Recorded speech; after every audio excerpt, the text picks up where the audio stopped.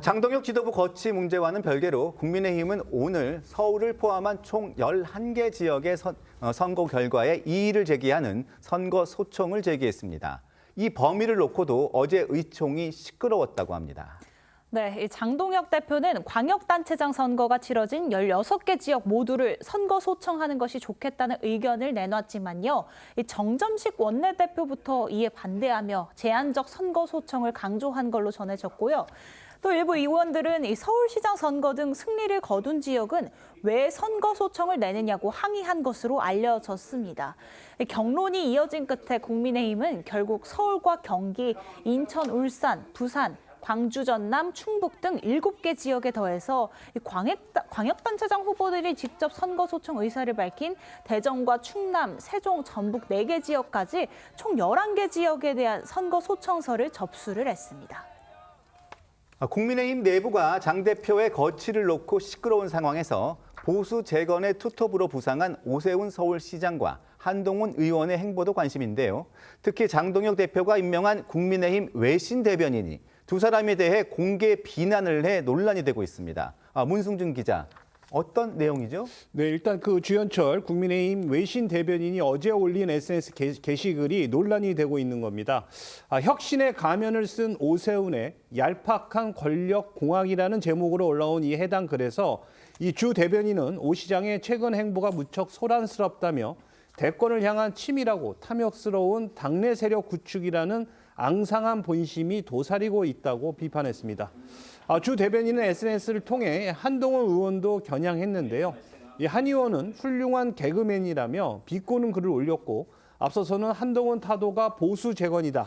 한동훈은 보수가 목숨 걸고 지켜야 할 이념적 뼈대조차도 갖추지 못했다는 취지의 비판글을 올리기도 했습니다. 주 대변인은 관련해 이 조선일보와의 통화에서 이 개인적 정치 평론과 분석, 해설글을 편하게 올린 것이라면서 다소 심한 표현이 있었다면 죄송하다, 자제하겠다는 입장을 내놨는데요.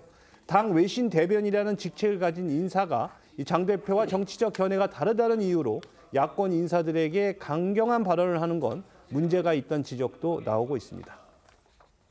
오세훈 시장의 행보가 연일 주목되는 가운데 오 시장, 어제는 정치자금법 위반 혐의 결심 공판에 출석했습니다.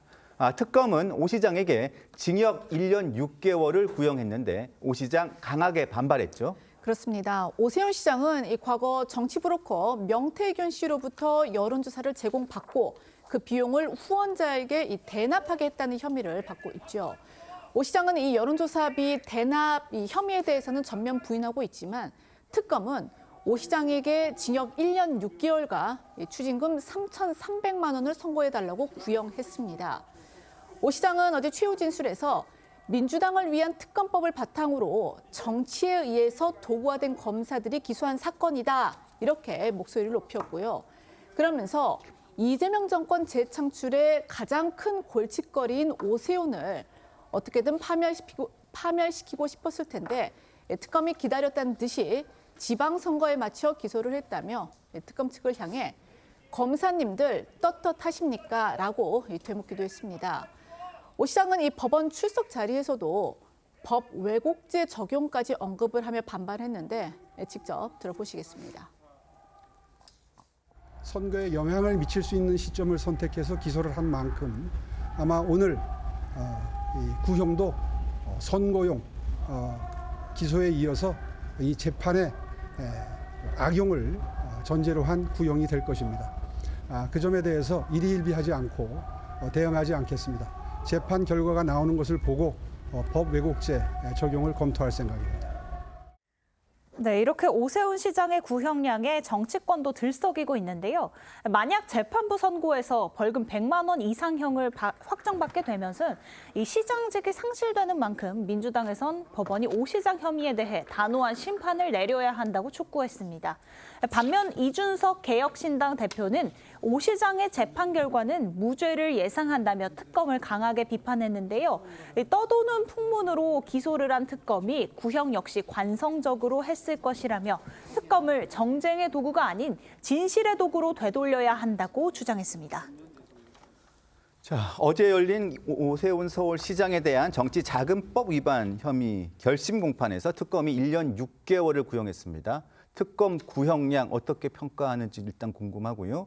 뭐 알 수는 없습니다. 그러니까 재판 결과가 어떻게 나올지. 하지만 오 시장 측이나 특검 기소 내용 등을 봤을 때 어떤 선고가 예측이 되는지 이렇게 궁금합니다. 일단은 오세훈 시장이 이 문제를 정치 공작이라고 이야기를 하시더라고요. 근데 전부 그 부분은 이해를 할 수 없는 게 명태균 게이트가 이재명 정부 때 시작된 것인가요? 윤석열 정부 때 시작된 걸로 기억하고 있습니다. 근데 어떻게 이 정치 공작인지 이렇게 좀 되묻고 싶고요. 그리고 두 번째는 오세훈 시장이 관련해 가지고 법 왜곡죄를 이야기를 하셨어요. 이 법 왜곡죄 같은 경우에는 어쨌든 모든 재판이 자신한테 불리하게 나왔을 때 다시 한번 재판을 받아보겠다. 약간 이러한 취지인데 이 오세훈 시장이 그냥 본인도 이 재판이 본인에게 불리하다고 생각하는 것은 아닌지 이렇게 조금 해석될 수 있는 여지가 있는 것 같습니다. 그리고 이제 뭐 저는 법조인은 아니지만 많은 법조인들이 이 문제를 김건희 여사의 이 그 게이트 문제에 관련해서 이거 무죄를 받았었는데 그 문제랑 비교해서 보면은 오세훈도 무죄를 받을 것이다 이렇게 이제 예측하는 분들도 있는데 또 그와는 반대로 어쨌든 그 김건희 전 여사와 달리 오세훈 시장 같은 경우에는 돈을 주고받은 그런 것들이 확실하게 나왔기 때문에 아마 검찰의 구형대로 뭔가 유죄로 좀 판결이 나오지 않을까 이렇게 전망하는 부분들도 좀 있습니다. 이준석 개혁신당 대표가 예측을 했듯이요. 이게 그 이준석 개혁신당 대표는 왜 무죄로 예측을 하느냐면 사실은 명태균 씨의 그동안 주장, 정치 브로커라고 하는 이 사람의 주장대로 제대로 그 수사나 재판이 그 맞아떨어진 경우가 별로 없었어요. 그냥 일방적인 주장이에요. 그리고 특히 오세훈 그 시장의 여론조사비 대납이라는 것도 그 사람이 대신 내줬다는 사람이 오세훈 시장의 후견인인 건 맞지만 후원자인 건 맞지만 그렇다고 해서 그거를 오세훈 시장이 알았다는 증거가 어디에도 없고 거기에도 명태균 씨의 주장만이 유일한 증거예요. 그러니까 다른 증거가 없는 거예요. 뭐 이렇게 되면 뭐 법조인들 잘 아시겠지만 그 명태균 씨의 주장 자체를 믿을 수가 없고 그 주장이 유일한 증거일 경우에는 이거는 무죄가 나올 가능성이 더 많은 것 아니냐 이렇게 얘기하는 법조인들이 훨씬 많기 때문에 한번 결과를 보시죠. 뭐 이게 1심이고 또 뭐 앞으로 이제 재판이 또 계속될 거 아니겠습니까? 그러니까 아마 그 1심에서의 결과 그 다음에 만약에 여기서 어떤 식으로든 결론이 나더라도 그게 최종적으로 갈 때까지는 아마 또 상당한 논란이 있을 수밖에 없는 현안이라고 저는 봅니다.